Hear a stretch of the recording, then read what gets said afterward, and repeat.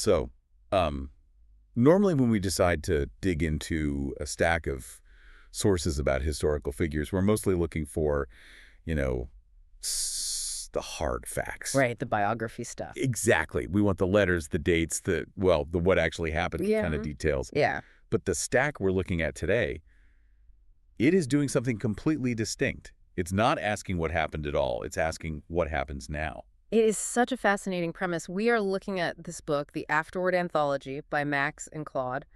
And to be clear right off the bat, because the title sounds a bit spooky, this isn't ghost hunting. Right. We aren't consulting mediums here. No, we aren't breaking out the Ouija board. Definitely not.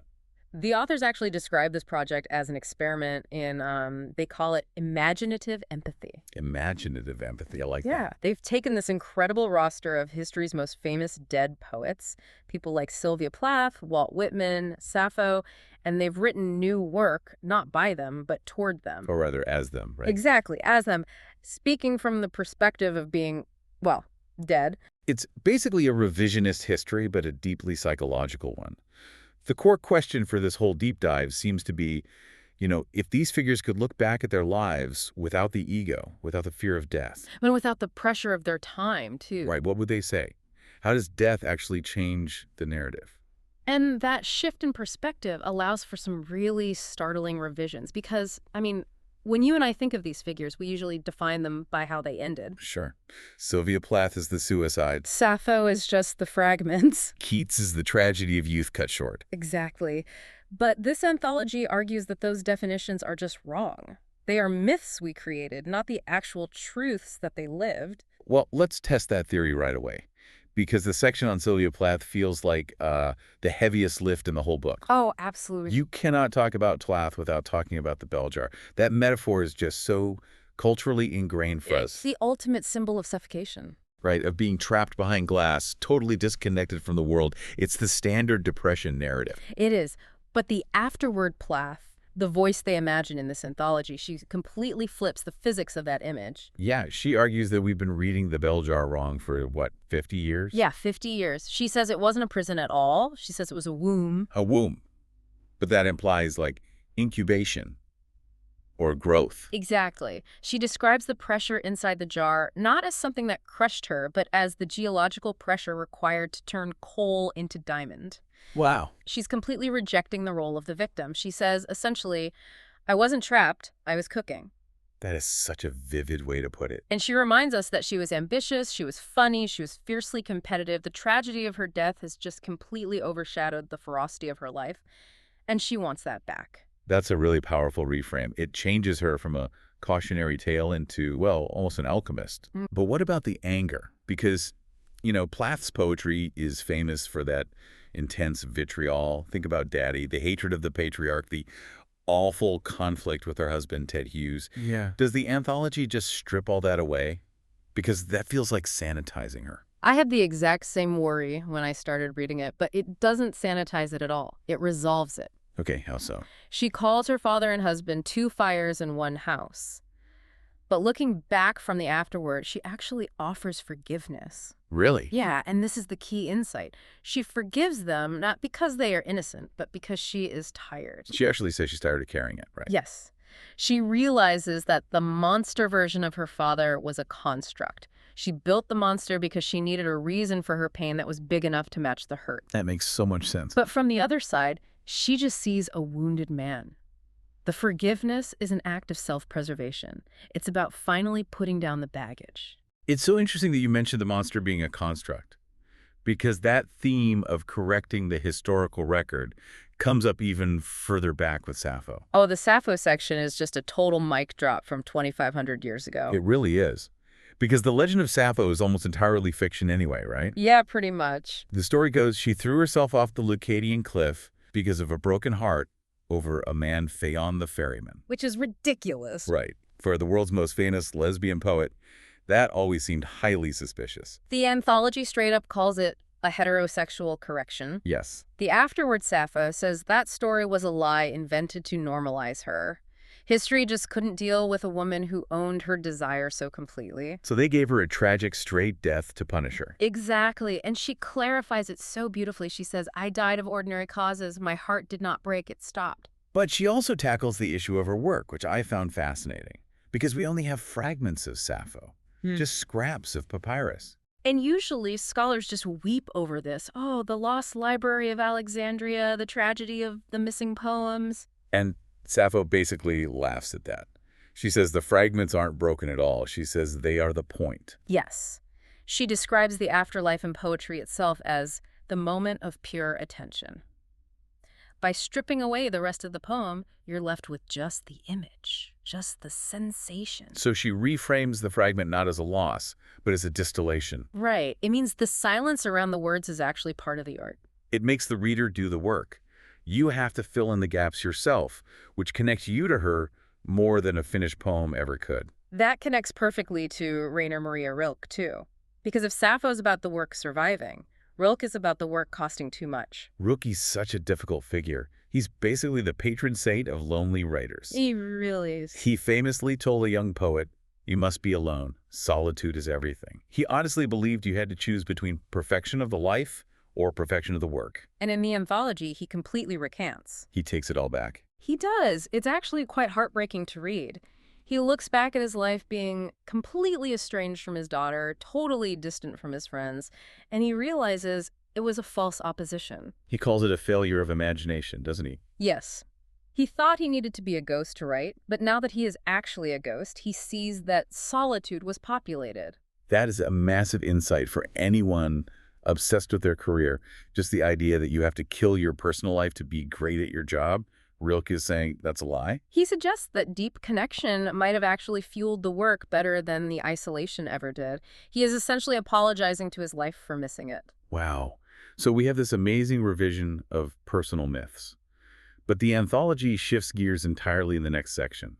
It moves from the psychological to the metaphysical. Right. They call it the physics of the afterword. And this is where Walt Whitman comes stomping in. Whitman is the perfect guide for this. I mean, in life, he wrote, "I sing the body electric." In the afterword, he's writing about electricity without the body. He has this very specific, almost mechanical explanation of what a ghost is. It's definitely not a sheet floating in a hallway. No, for Whitman, the afterlife is a transfer of data. He says, "I am no longer the container, but the containing." But the really trippy part is how he explains the act of reading itself. He asserts that he is literally, physically in the room with the listener right now. Because he enters through the eyes. Right. It's the mechanics of consciousness. You read his words. Those words enter your eyes. They become electrical signals in your brain. You are thinking his thoughts. In that moment, your brain is physically processing Walt Whitman. So he isn't dead in a traditional sense. He's just switched hardware. He's running on your operating system. It's so uncannily intimate. It stops reading from being a passive thing and makes it almost a possession. It destroys the barrier between time and space. And Emily Dickinson picks up on that exact same thread, but she uses her own symbols. The white dress in the dash. Exactly.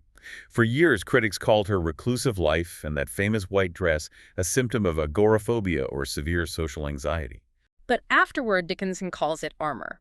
She says the white dress wasn't a retreat at all. It was a simplification of choices. White containing all colors. Yes. She opted out of the trivial decisions, what to wear, where to go, who to impress. She did that so she could focus entirely on the infinite. It was just an efficiency hack. I love that. And she views her famous punctuation, the dash, as part of that physics too. I always learned the dash was just a pause, like a breath. She corrects that here. She says the dash is a door. It's not a stop. It's a pointing toward. It's an opening where the words fail and the unsayable begins. It's an invitation for the reader to jump off the cliff with her. And she has a specific word for fame too, right? She calls it the auction of the mind. She hated the idea of her work being sold while she was alive, but from the afterward, she makes peace with it. She realizes the costume of celebrity the myths people tell about her has nothing to do with the actual work. The poems stand apart from the auction. Yeah. Speaking of standing apart, let's talk about Li Bai. We are jumping from American hermits to the chaotic energy of the Tang dynasty. Now, the legend of Li Bai's death is legendary. The ultimate poetic death. Right. He was drunk on a boat, tried to hug the reflection of the moon in the river, fell in, and drowned. And in the anthology, Li Bai doesn't deny the event, but he reframes the intent entirely. He says he didn't drown, he merged. The moon was the river. To Li Bai, intoxication wasn't just about getting wasted, it was a spiritual technology. He calls himself the official drunk of the absolute. The goal was to dissolve the rigid boundaries of the self. So when he reached for the moon and fell into the water, he wasn't making a drunken mistake. He was completing the practice. He was finally removing the last barrier between him and the universe. It's a beautiful way to view a tragic accident. But the anthology doesn't stay in this metaphysical, floaty space for long.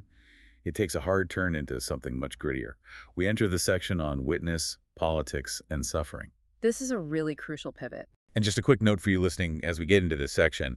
Obviously, these writers dealt with intense, often polarizing political realities.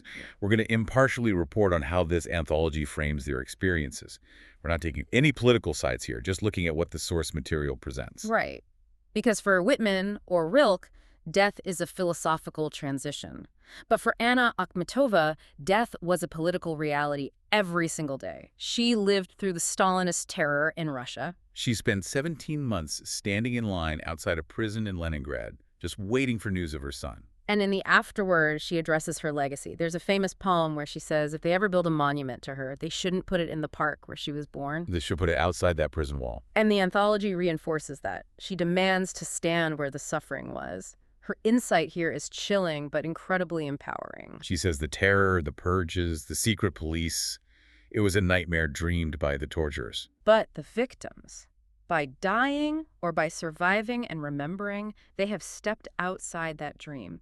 She talks about holding the line. The idea that simply witnessing reality, refusing to look away, is a way of defeating the lie of the regime. Silence as a weapon. She calls it silence louder than speech. That persistence of the victim comes up with Federico Garcia Lorca, too. His death was brutal.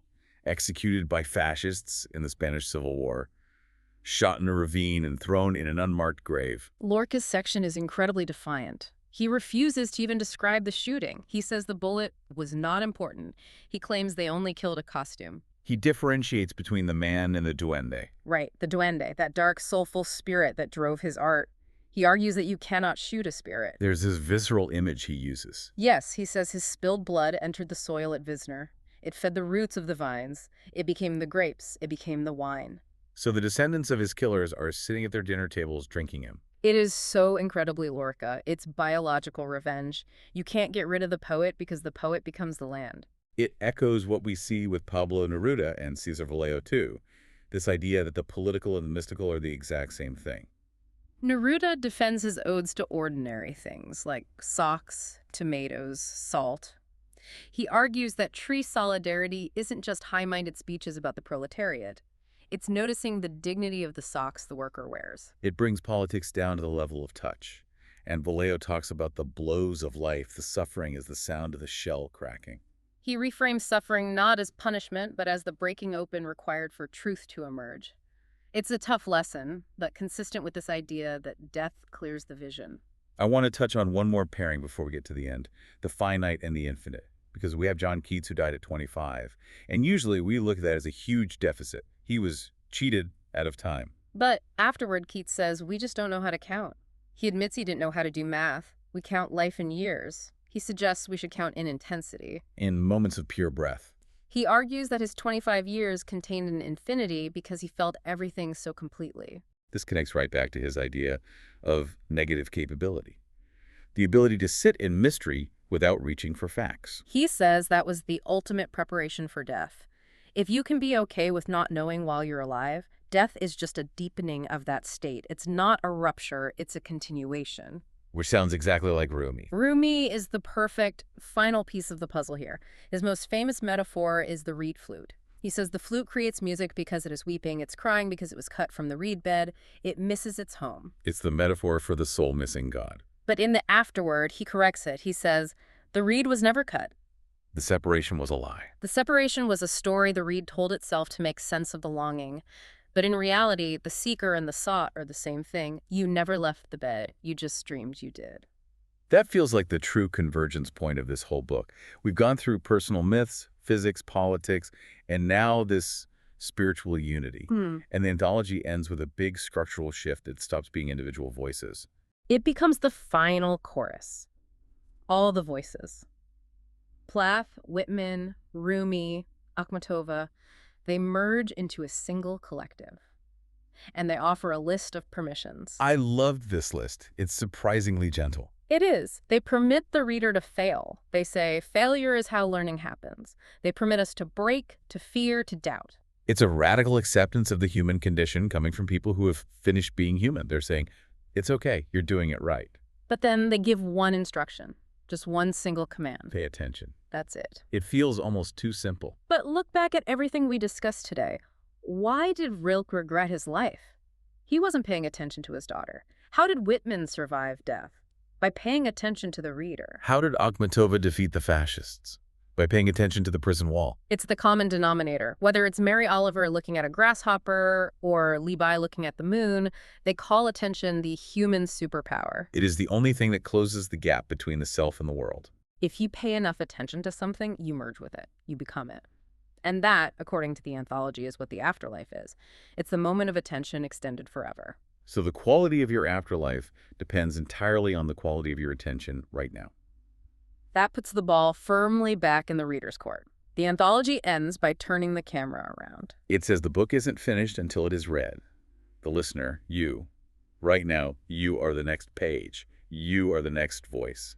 It leaves us with this really provocative thought. We are currently writing our own afterword while we are still in our before. Which definitely raises the stakes. Yeah. If you are writing your afterword right now in your before, what specific mundane detail of your life today will end up being the anchor of your entire eternity? Think about that for a second. Is it the coffee cup you're holding? Is it your commute? What are you paying attention to? That is the ultimate challenge. So to everyone listening, take that instruction seriously. Go pay attention to your specific life right now. The sunlight, the person sitting next to you, don't wait until the afterword to see it. It's all part of the story. Thanks for diving deep with us. We'll see you in the next one.